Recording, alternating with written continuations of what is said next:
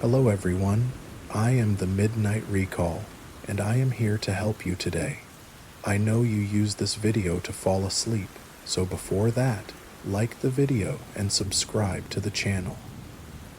Also, where are you from and what time are you watching? Starting my first year of university was an exciting yet nerve-wracking experience. After spending hours unpacking my belongings and setting up my side of the dorm room, I said my goodbyes to my family, watching them leave with a mix of excitement and apprehension.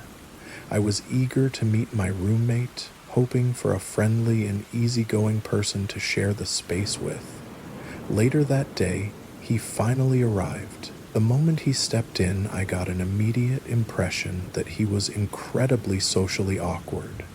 As a gesture of goodwill, I extended my hand and introduced myself as Dan. He hesitated, looking at my hand as if unsure of what to do, then let out a soft, "Oh," before giving me what can only be described as a lifeless handshake. It was an odd first interaction. To make things even stranger, he didn't even bother telling me his name until I directly asked. "Dale," he finally muttered. Attempting to break the ice, I tried engaging in small talk, but my efforts were met with one-word responses, occasional nervous laughter, and an awkward, forced smile. After just a few minutes of this fruitless exchange, we both gave up, retreating to our respective beds and opening our laptops. The room fell into complete silence, and I found myself already regretting the random roommate assignment. I made a mental note to request a new roommate as soon as possible because at that moment I was convinced that anyone would be better than Dale. At first, Dale simply seemed like an extremely introverted and socially anxious person, but I soon realized that there was something much more unsettling about him. That evening I explored campus and met some students from my floor who thankfully seemed a lot more normal and approachable. It gave me a sense of relief, knowing I could at least make friends outside of my dorm. After a couple of hours, I returned to my room, only to find Dale in the exact same position I had left him, sitting at his desk, staring at his laptop screen. He barely acknowledged my return. I tried to be polite and casually asked, "What's up, Dale?" But unsurprisingly, I received no response. It was already 9:30 p.m., and I had nothing else to do, so I decided to turn off my bedside lamp and get some sleep. Unfortunately, sleep didn't come easily. Dale remained glued to his laptop, typing away until nearly 3 a.m. Only when he finally shut it did I manage to drift off. However, my sleep was short-lived. Less than an hour later, I woke up to an eerie sensation. Something was different. My eyes adjusted to the dim room, and I realized the blinds were now open, allowing pale moonlight to cast unsettling shadows on the walls. As I scanned the room, my stomach dropped. Dale was sitting on the edge of his bed, staring directly at me. Confused and unnerved, I sat up, rubbed my eyes, and asked, "Dale, what the hell are you doing?" His response was a hushed and unsettling, "Sorry." Without another word, he laid back down. The next morning, I woke up feeling uneasy about the previous night. To my surprise, Dale was already out of the room. Given his usual behavior, it felt like the first time he had actually left. It was Saturday, the first weekend of the academic year, which meant various orientation events and campus festivities. I was excited about meeting new people and getting a proper introduction to university life. As my orientation group walked past the school gardens, I overheard two students ahead whispering, "What is that kid doing in there?" Curious, I followed their gaze and immediately felt a pang of disbelief. It was Dale. He was crouched down in the dirt behind a cluster of bushes, methodically rubbing the bark of a tree with his hand. Suddenly I felt a thud, and I saw light. The scene was bizarre to say the least. Our orientation leader didn't notice him, but had she, I'm certain she would have intervened. I debated whether I should say something, but ultimately just walked past. Later, when I told the two students he was my roommate, they gave me a sympathetic look and even apologized, as if I had been cursed with the worst possible living arrangement.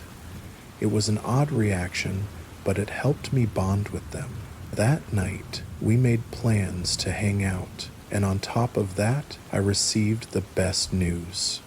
My request for a new roommate had been approved. Things were finally looking up. That evening, I left the dorm to meet up with my new friends, relieved that I would soon be rid of the eerie presence that was Dale. The night was fun, giving me a much-needed break from the tension of my room. However, when I returned, my unease quickly resurfaced. Dale was sitting in the desk chair, positioned directly in front of the door, as if he had been waiting for me. His expression was blank, almost robotic. "Oh hey, what's up?" I greeted him, trying to keep things casual despite my discomfort. He responded with a flat nothing, shrugging it off. I sat down and opened my laptop, only to realize something was wrong. My emails had been opened, some I hadn't even read yet. Then I noticed that several of my personal folders had also been accessed. A sinking feeling hit me. Dale had gone through my laptop. Confronting him, I asked, "Dale, did you go through my computer?" His reaction was immediate and defensive. A loud no blurted out less than a second after I finished my sentence.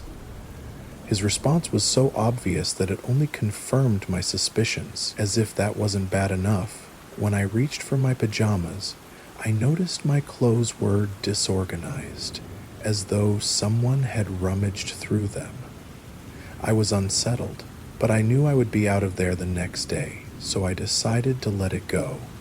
Tomorrow couldn't come fast enough. I woke up in the middle of the night to an unusual sound, a faint but unmistakable noise of a zipper being pulled open. Groggy but alert, I sat up in my bed and scanned the dimly lit room. My eyes landed on Dale, my roommate, who was crouched on the floor beside my bag, rifling through my belongings. Shocked and uneasy, I reached over to switch on the lamp, illuminating the scene. Startled by the sudden light, Dale quickly looked up, his expression shifting from surprise to an almost calculated innocence. Before I could even ask what he was doing, he blurted out a weak excuse, claiming that he thought he had mistakenly placed his toothbrush in my bag.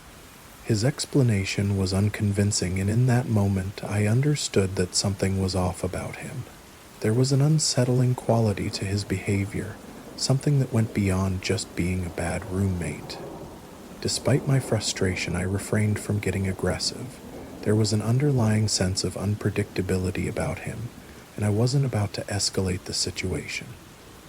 The following day, I requested a room transfer, and by evening, I had settled into a new dorm with a different roommate. Compared to Dale, this new roommate was a much-needed relief.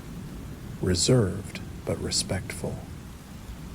That night, as I finally felt at ease in my new space, I had no idea that the eerie disturbances were far from over. Sunday night arrived, and after spending the evening engaging in light conversation with my new roommate, we both decided to turn in for the night. He wasn't particularly talkative, but his presence was a vast improvement over Dale's erratic behavior. As the room darkened and I drifted off, I hoped for an uninterrupted sleep. However, for the third night in a row, I woke up in the middle of the night. This time, the sound that roused me wasn't the rustling of fabric or a zipper being undone. It was a soft but persistent clicking noise. It wasn't rhythmic, but every half minute or so, I would hear it again. Sitting up in bed, I strained my ears, trying to pinpoint the source. At first, I hoped it was something innocent, perhaps a shifting floorboard under the weight of my bag, or maybe even a mouse scurrying nearby. But as I carefully scanned the room, my heart sank when I realized the sound wasn't coming from inside. It was originating from just outside our door. The dim glow from the common area's nightlight spilled under the doorway, casting a faint illumination. Slowly, I crept towards the door and leaned in to look through the peephole. What I saw made my breath catch. Standing just outside was a figure, their head tilted downward, making it impossible to see their face.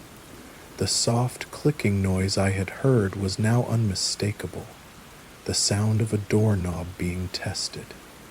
Someone was trying to get in.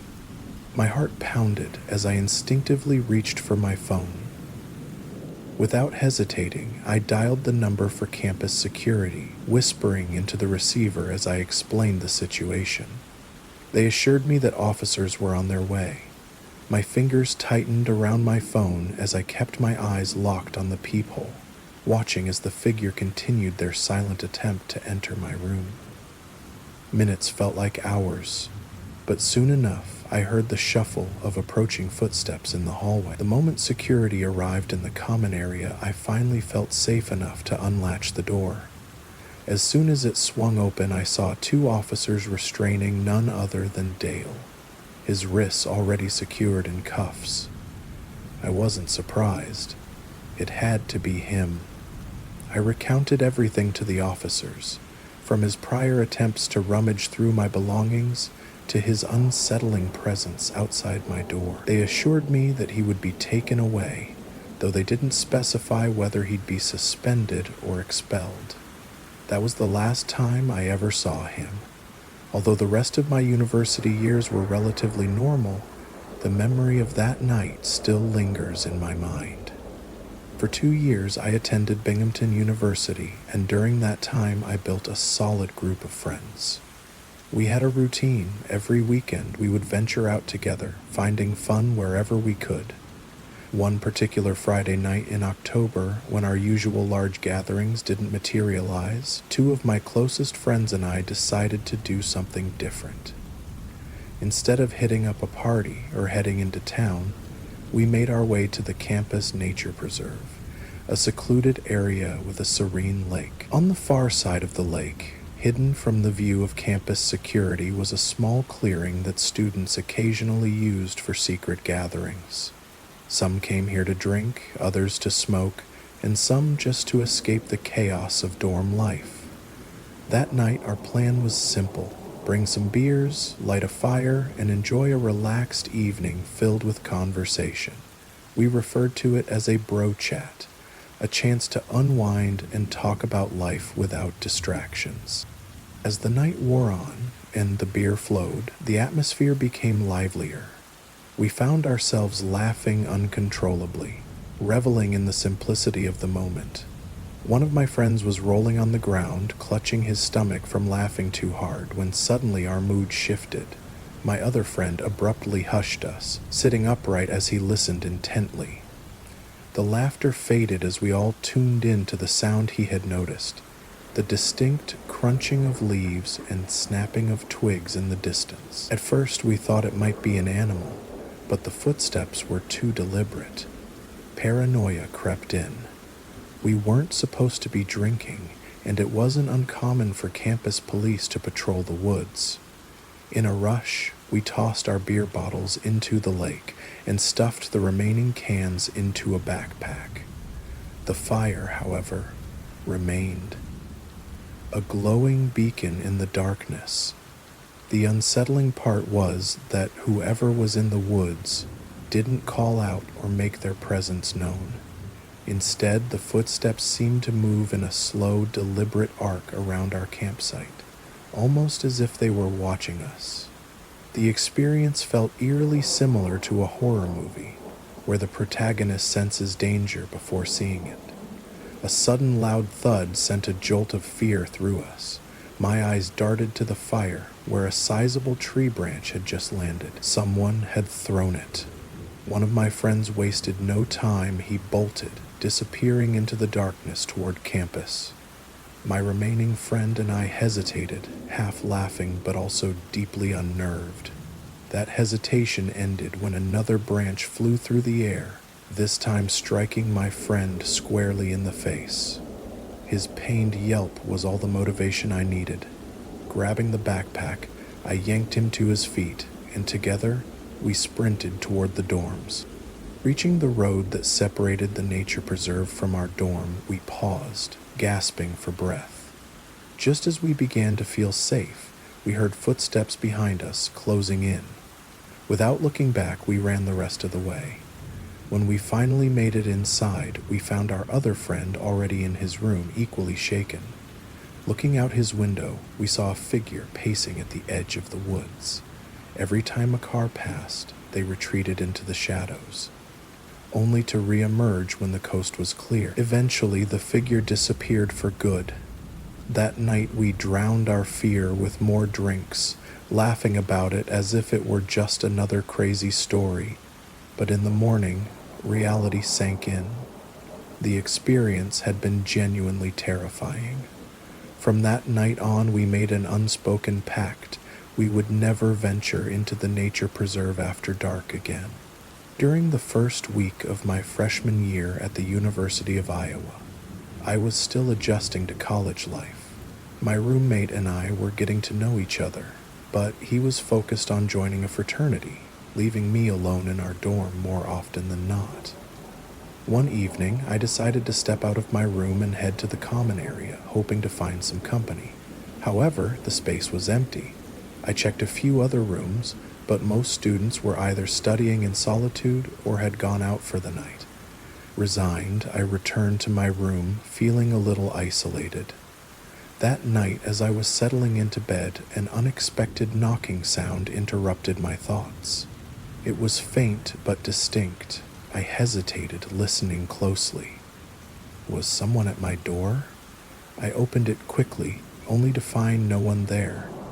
Puzzled, I brushed it off, assuming it was just a random noise from the hallway or my imagination playing tricks on me. The following night, the knocking returned. This time, I was determined to catch whoever was behind it. I left my door slightly ajar while I studied, hoping to see if someone was intentionally messing with me. As the knocking persisted, it became more insistent, as if someone was deliberately seeking my attention. Frustrated, I called out, "If you're there, just come in." Silence followed. Just as I convinced myself it was nothing, a softer tapping emerged, almost a whisper against the wood. It seemed like I heard her grow stockier. My heartbeat quickened. I stood up and slowly approached the door. I hesitated before peering out into the dimly lit corridor. There was no one there. A shiver ran down my spine. Was it possible that I was being pranked? But who would go to such lengths, and why target me? It made no sense, and yet the eerie sensation in my gut told me this was not just a simple joke. Something felt off. The knocking continued over the next few nights, intensifying in urgency. What had started as mild taps evolved into loud, deliberate bangs. One night, amid the knocking, I heard something that truly unsettled me. A whisper, barely audible but unmistakably saying my name. My stomach twisted in unease. Who was doing this? And more importantly, how did they know my name? The realization that I might be dealing with something beyond explanation made my room feel suffocatingly small. I confided in a friend the next day, explaining my bizarre experiences. She listened intently before suggesting something unusual. Try talking to it. Maybe it just wants to be acknowledged. The idea unsettled me, but at this point, I was desperate for answers. That night, when the knocking resumed, I gathered my courage and spoke out. "If someone's there, please show yourself. I'm not afraid." The air in the room grew eerily still. Then, in a hushed but clear voice, I heard the words, "Help me." A cold chill shot through my spine. I had expected silence or another prank, but this response felt real. My voice wavered as I asked, "What do you need help with?" A moment passed before I heard it again, softer this time. I need to be heard. My pulse quickened. Who was this spirit? Why were they reaching out to me? Swallowing my fear, I responded, "What do you want me to hear?" The knocking resumed, more frantic than ever. It felt as if whatever was on the other side of my door was desperate, pleading for attention. This was no prank. Something unseen was reaching out, and I was its chosen listener. The haunting continued for weeks. I adjusted to the whispers and the persistent knocking. In an attempt to ease whatever suffering the spirit was enduring, I began leaving a glass of water out each night, a small offering of peace. Each morning, I would find it mysteriously tipped over. It was a small but undeniable sign that something was indeed present in my dorm room. Hoping for clarity, I spoke to my resident assistant, RA, about my experiences. To my astonishment, she admitted that there had long been rumors of a ghost in our dormitory. The story was that of a student who had never graduated, trapped in an endless loop of longing and loneliness. This revelation provided some comfort. At least I wasn't losing my mind. Determined to help, I started writing small notes each night, acknowledging the spirit's presence. Strangely, as the days passed, the knocking became less frequent. It was as if my recognition of its existence brought it some semblance of peace. Over time, the disturbing atmosphere in my dorm room shifted, and a quiet sense of calm took its place. One night, the knocking ceased entirely. The whispers faded, and for the first time since the haunting began, my dorm felt like my own again. The semester continued without further disturbances, and I was finally able to focus on my studies without the constant unease. Still, I couldn't shake the thought of the entity I had encountered. I often reflected on those eerie nights, considering the possibility that our need for connection transcends even death. My experience had been unsettling, yet strangely profound. It reshaped my understanding of the unknown, leaving me with the lingering belief that sometimes all a lost soul needs is to be acknowledged.